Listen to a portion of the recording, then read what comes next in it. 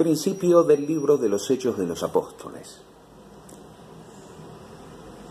En el primer tratado, oh Teófilo, hablé acerca de las cosas que Jesús comenzó a hacer y a enseñar hasta el día en que fue recibido arriba,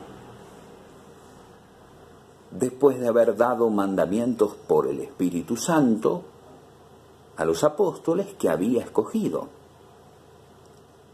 a quienes también, después de haber padecido, se presentó vivo con muchas pruebas indubitables, apareciéndoseles durante 40 días y hablándoles acerca del reino de Dios. Y estando juntos, les mandó que no fueran lejos de Jerusalén, sino que esperasen la promesa del Padre, la cual, les dijo, escucharon de mí, porque Juan ciertamente bautizó con agua, pero ustedes serán bautizados con el Espíritu Santo dentro de no muchos días. Entonces los que se habían reunido le preguntaron, diciendo, Señor, ¿restaurarás el reino de Israel en este tiempo? Y les dijo, no les toca a ustedes saber los tiempos o las sazones que el Padre puso con su sola potestad, pero recibirán poder cuando haya venido sobre ustedes el Espíritu Santo, y serán testigos míos en Jerusalén, en toda Judea, en Samaria y hasta lo último de la tierra.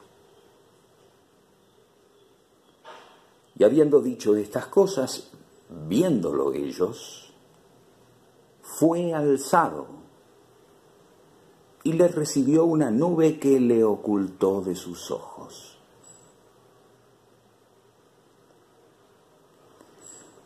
Aquí comienza y sigue unos versículos más el relato que se conoce como de la ascensión.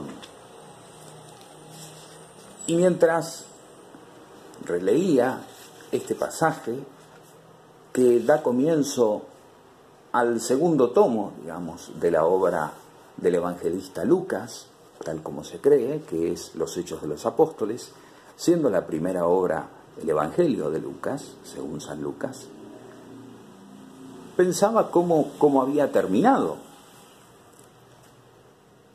el Evangelio de Lucas. En el capítulo 24 se leen estas palabras. Presten atención. Dice, estas son las palabras que yo hablé estando aún con ustedes, que era necesario que se cumpliese todo lo que está escrito en mí, en la ley de Moisés, en los profetas y en los salmos. Lucas 24, 44. Entonces les abrió el entendimiento para que comprendiesen las Escrituras y les dijo, así está escrito, y fue necesario que el Cristo padeciese y resucitase de los muertos al tercer día y que se predicase en su nombre el arrepentimiento y el perdón de pecados en todas las naciones. Y sigue. Menciona la promesa que los va a constituir en testigos de todas estas cosas que ellos ya han visto y que ya han tocado con sus sentidos, como diría la primera carta de Juan. Pero me quedé en esto, fíjense, se debía anunciar, se debía predicar, dice el versículo 47, en su nombre el arrepentimiento y el perdón de los pecados a todas las naciones, desde Jerusalén a todas las naciones. Se debía predicar arrepentimiento para el perdón de los pecados. Pero aquí, en el segundo tomo, Lo que se debe anunciar es otra cosa.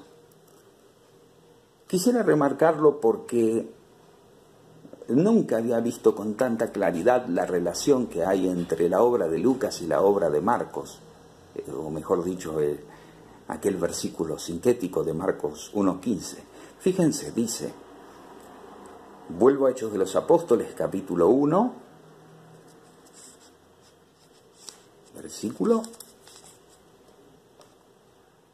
2. Dice, se presentó vivo con muchas pruebas indubitables, dice, habiéndose aparecido durante 40 días y hablándoles acerca del reino de Dios. Y luego les promete que van a ser bautizados en el Espíritu Santo pronto. Fíjense, tenemos de qué les habla Jesús al terminar el Evangelio de Lucas: de arrepentimiento para perdón de los pecados. Arrepentimiento y perdón de los pecados. Ese es el mensaje que el Señor Jesús les anuncia a sus propios apóstoles. Y aquí, durante 40 días, les habla del reino de Dios. Por un lado el tema de la conversión para el perdón y por otro lado el tema del reino de Dios. Y por otro, la promesa del Espíritu Santo que los va a constituir en testigos, es decir, en creyentes firmes, sólidos, vigorosos. Decía entonces que me acordé de aquel pasaje, de aquel anuncio de Jesús al comienzo de su ministerio público. Aquí estamos al final, ¿verdad? Ya lo tenemos aquí ascendiendo a Jesús, y luego quien va a descender es el Espíritu Santo en Pentecostés, en el capítulo 12 de los Hechos de los Apóstoles. Pero aquí lo tenemos dando sus últimas indicaciones, repasadas por Lucas, cuando comienza el segundo tomo de su obra, para decirlo de alguna manera. Pero en Marcos 1:15, Jesús comienza su ministerio anunciando: conviértanse y crean en el Evangelio del Reino. Jesús predicaba: conviértanse y crean en el Evangelio del Reino. Fíjense la coherencia del Señor Jesús con respecto a su mensaje. Si uno toma el Evangelio según San Mateo, por ejemplo, va a encontrarse con que la mitad del rollo de Mateo, o mejor dicho, en la mitad se encuentra como una especie de bisagra fractura, que es el capítulo 13, donde se encuentran las 7 parábolas del reino de Dios.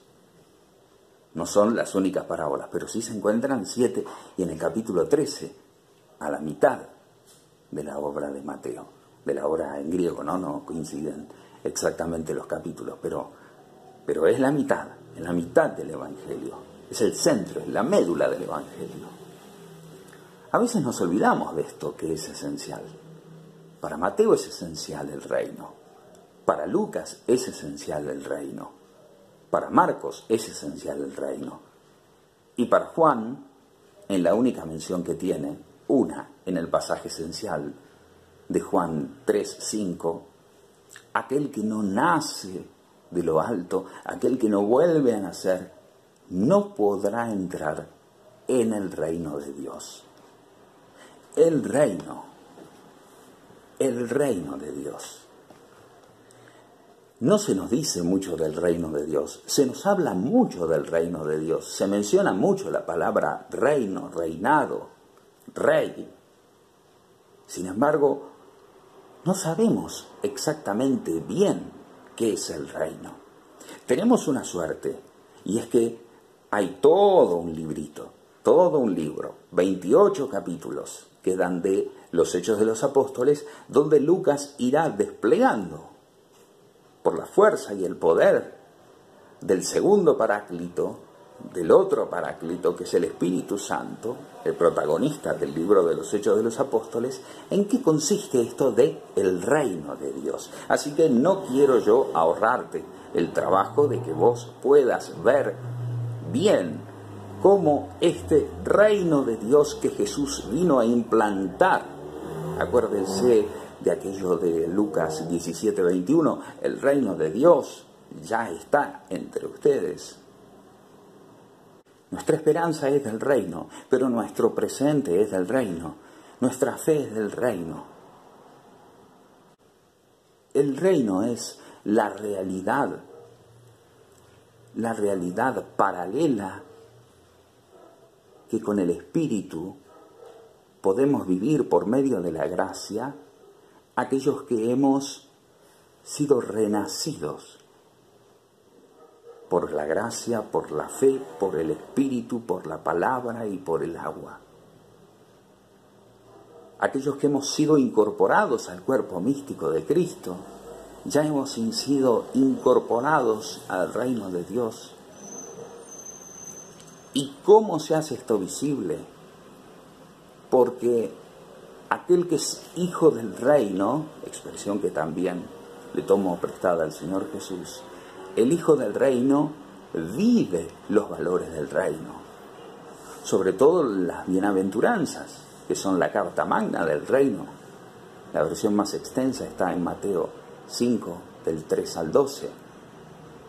Es decir, vivimos ya en bienaventuranza, vivimos ya en la presencia de Dios, porque hemos recibido este Espíritu Santo, este poder, es llamado así, este poder, y somos testigos. Ahora, hay muchas maneras de ser testigos, pero hay solamente una manera de ser testigo de Jesús, y es por intimidad. Si no entramos en la dimensión espiritual, reino, si no sintonizamos nuestra existencia, todas las células de nuestra vida, toda nuestra libertad y nuestra voluntad, todo nuestro carácter, nuestras fuerzas, nuestros deseos, nuestras intenciones, en el amor a Dios y en el vivir para su gloria, para la gloria de su nombre, no vamos a poder dar testimonio. Ahora, ¿cómo podemos ser nosotros testigos por atracción? Simplemente siendo auténticos, genuinos, constantes y sostenidos seguidores del Cordero de Dios. Del Cordero que, como dice Apocalipsis 5, ha sido acribillado, el Corderito acribillado por nuestros pecados. Vivir en fidelidad a la gracia de nuestra justificación. Vivir en fidelidad a esa seguridad, a esa paz, a ese gozo, a esa alegría de haber sido salvados. Dándole pruebas indubitables, se presentaba ante ellos, apareciéndoseles durante 40 días y hablándoles acerca del reino de Dios. Ustedes saben que los 40 días, más allá de que son un número aproximado para llegar a la fiesta de Pentecoste o Pentecostés, la fiesta judía de la recolección, tiene también un sentido muy fuerte en la palabra de Dios. Los 40 días es un tiempo de prueba, no es un tiempo fácil, porque a la muerte y resurrección de Jesús no le siguieron días fáciles. Sin embargo, el Señor estuvo con ellos. Estuvo dándole pruebas que ellos tuvieron que ir interpretando y en las cuales ellos tuvieron que ir creyendo de que Él estaba vivo. Porque no era tan fácil resolver aquello que después Pablo va a decir. ¿De qué lo acusan? Y porque anda con algunas cuestiones de religión medio raras y sobre todo porque dice que Jesús de Nazaret, quien estuvo muerto, ahora vive. Ese es el testimonio. Testimonio es de Jesús vivo, de Jesús resucitado, del Espíritu Santo capaz de transformar toda nuestra vida. Y cuando digo toda nuestra vida, deberíamos quitar esa pésima abstracción que acabo de cometer y decir de cada parte de nuestra vida que esté dañada, que esté herida, que esté caída, que esté enferma, que esté atemorizada, que esté desviada. Tenemos que resucitar con toda nuestra naturaleza. Seremos hombres nuevos. Esa es la promesa, sobre todo de Colosenses 3, la de San Pablo. Pero tenemos que vivir ya como miembros de la familia de Dios, como ciudadanos del reino. Ese tiene que ser el distintivo. Testigos del reino, es decir, testigos de que Dios ha perdonado nuestros pecados en Cristo y que te invita a vos y a mí a transformar toda nuestra vida, a reformar tu vida, a restaurar tu vida, a hacerte de nuevo, a sacarte ese corazón que tenés y a darte uno lleno de amor, uno lleno de paz, uno lleno de gozo, uno lleno de paciencia, uno lleno de todos los frutos que habla el apóstol en Gálatas 5:22. Está hablando de la presencia de la gracia, de la presencia de Dios, de la presencia de esa sangre purificadora que habla mejor que la de cualquiera, o mejor dicho, que la de toda la humanidad junta, que es la sangre derramada por el Hijo de Dios para nuestra salvación. Les hablaba del reino. Haber estado allí, ¿no? Y haber escuchado, haber podido participar de estas charlas en las cuales Jesús iba capacitando a los suyos para que luego puedan anunciar el corazón del Evangelio, que era el reino de su Padre, que ya estaba en medio de nosotros. Pero sobre todo una cosa más. Para terminar, fíjense lo que dice el versículo 1, capítulo 1 de Hechos, para que se den cuenta de la gravedad de esto.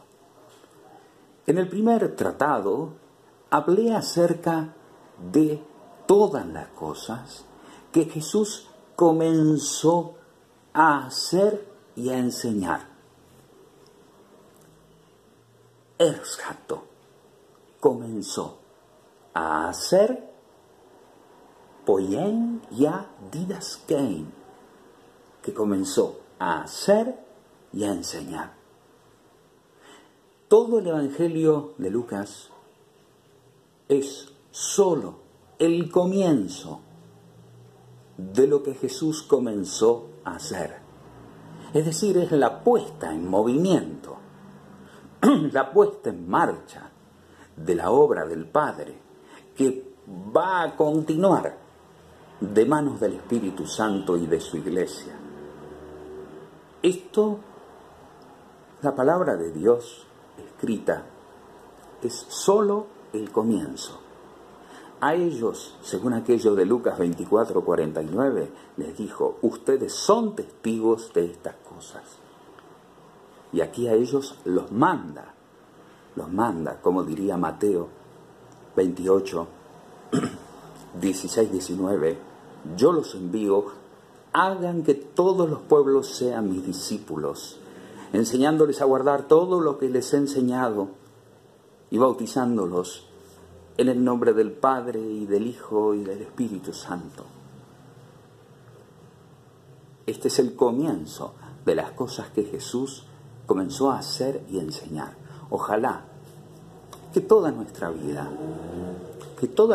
creyente, estemos en el lugar en el que estemos en el grado en el que estemos, sea solamente un simple comienzo, que podamos abrirnos una vez más una vez más a la persona del Espíritu Santo, que tiene poder para hacernos nacer de nuevo y que todo lo que hasta ahora vivimos junto al Señor sea solamente el comienzo de nuestra vida de testigos.